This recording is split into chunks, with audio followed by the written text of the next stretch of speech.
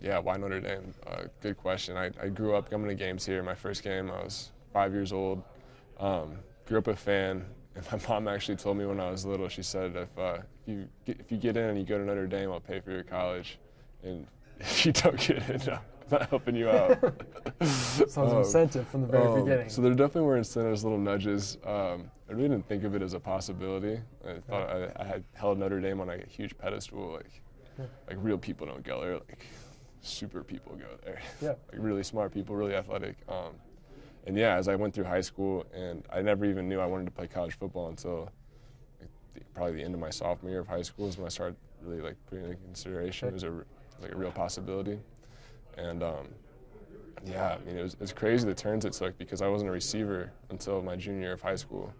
I was like real big, just being a team player, like going where I needed to go, where we needed help. And yeah, through being becoming a receiver, going to different football camps. I came here the summer before my senior year for a 4-day camp and made a good enough impression to where they offered me the preferred walk-on spot. That's great. And I went from being a fan to a player. So that's crazy. And you broke your collarbone as a beginning of your senior year. How much of a maybe mentally setback was that for you? It was really frustrating, especially since after all the camps I'd gone to, I was really coming into my own as a receiver. Starting to put all my new skills into action in the games, and then I couldn't play anymore. And it was like good knowing that and it was hard to call them too and be like, I injured myself. I hope you still take me, you know. Yeah. But they're really good. Of course they didn't even waver. They're like, yeah, you're still coming here. So it was good knowing that. But it was tough when I got here because I missed almost my whole senior year experience-wise.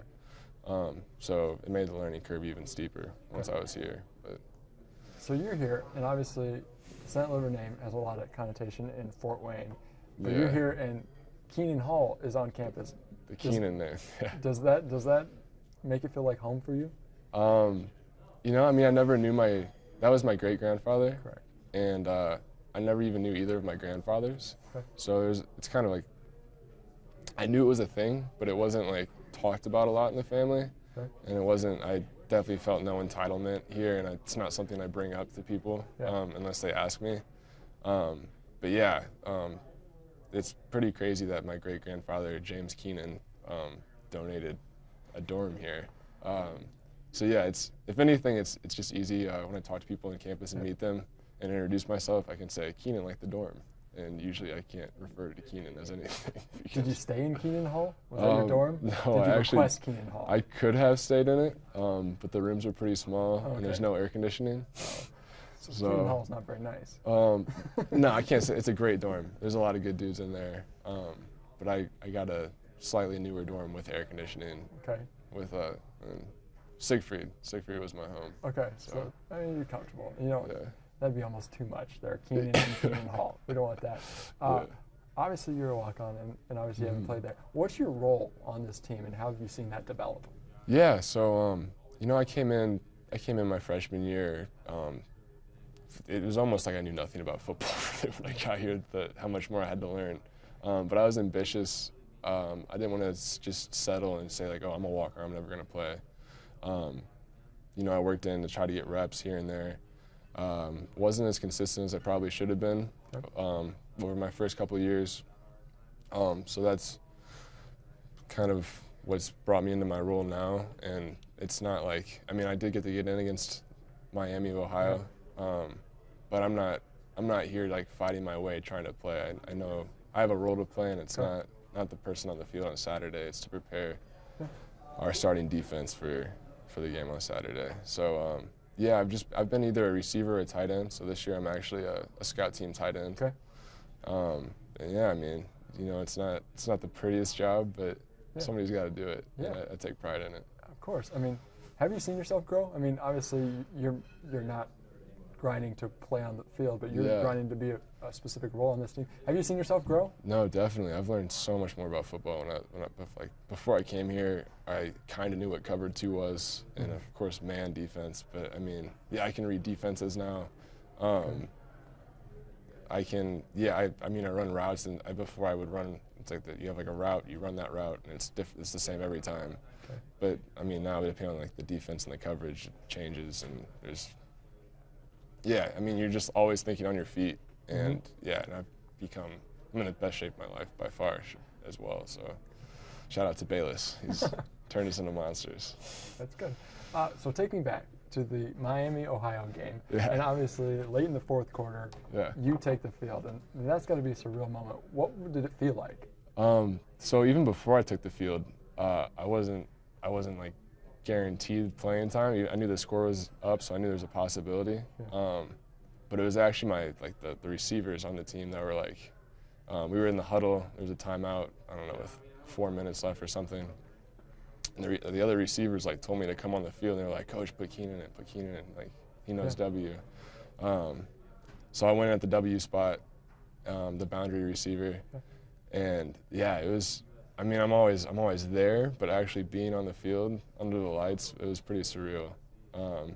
It was, yeah. I mean, my heart was thumping pretty hard. I knew what to do. I knew how to line up. I knew what the play was, but it was like crazy adrenaline. I couldn't even feel anything when I was hitting people. But yeah, it was really cool being out there. You're great. That's great. I mean, obviously you're 6'6", so you're a few inches taller. Did you feel like Rudy out there almost? No, I can't say I felt like Rudy. Usually, like there would be walk-ons their senior year they'll get their shot if a game's run up. So, but no, I can't say I felt like it was a Rudy story. And you talked a little bit about the teammates, and obviously it's not the Rudy story where they laid the jerseys down on Coach Kelly's desk. But how much were the teammates excited for you? Were they more excited than maybe you were? Crazy, yeah. They were. I mean, I was so zoned in that I couldn't hear them going crazy on the sideline.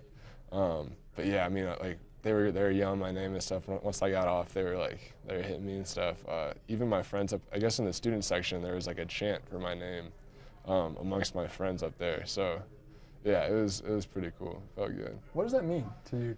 I mean, like obviously you get in the game a little garbage time, but everybody's kind of rooting for you. What does that feel like? I mean, that just kind of solidifies that like my time here has been well spent. You know, I'm not out there every game, but I still have the respect of my teammates and my friends, and they're all behind me. All right, so take me through. Obviously, your mom comes to every game. What was it like when she missed it?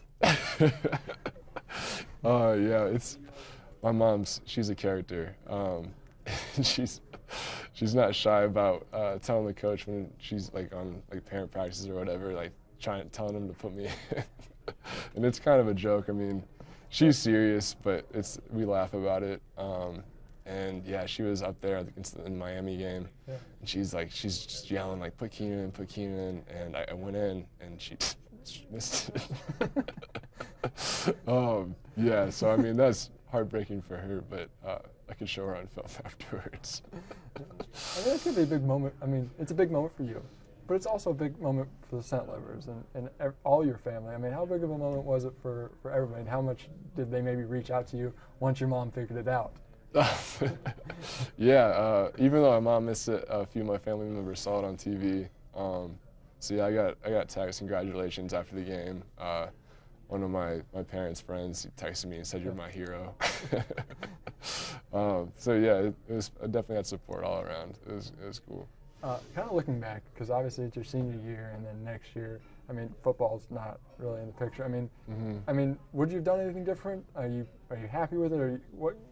In perspective, I mean, maybe if I would have slept more, I could have been a little bit more consistent on the field. Okay. But yeah, my class was really hard, and I mean, I just tried to take everything in I could when I got to college, and I tried to have a bunch of friends, be social, choose a really hard major, and also play football. And it just, I was in over my head, and I would take a hit here and there, and so yeah, my performance probably wasn't as good as it was, but I don't have any regrets. My time here has been great, and I don't ever take it for granted. So. Gotcha. Obviously, there's a lot of guys from Fort Wayne that have made impacts in this program in particular. Yeah. Jalen Smith, Tyler Eifert, especially from Bishop Dwenger. Do you feel like maybe not on the field, but you're carrying on a legacy of Fort Wayne here? Yeah, definitely. I mean, I feel like I represent Fort Wayne. Maybe not in my play for everybody else to see, but in the way I present myself and go about my work, how I treat others. Mm-hmm. It's also cool having Drew Tranquill. He's been my roommate here for 4 years actually as well. So yeah, it's having a Fort Wayne presence is definitely good. What's it like being roomies with Tranquill? Man, because you played against him in high school, I just. We didn't. We didn't. We actually didn't really know each other that well. Okay. We knew each other were, but didn't get to become friends until we got here. That's crazy. But I mean, he's a mechanical engineer, and I've never seen a harder worker in my life. Okay. He's on top. I mean, he's the most schedule-oriented person. We're very different people, but we get along pretty well too at the same time. But yeah, I mean, if there's anybody I would look up to as a kid, I would look up to Drew. Okay. So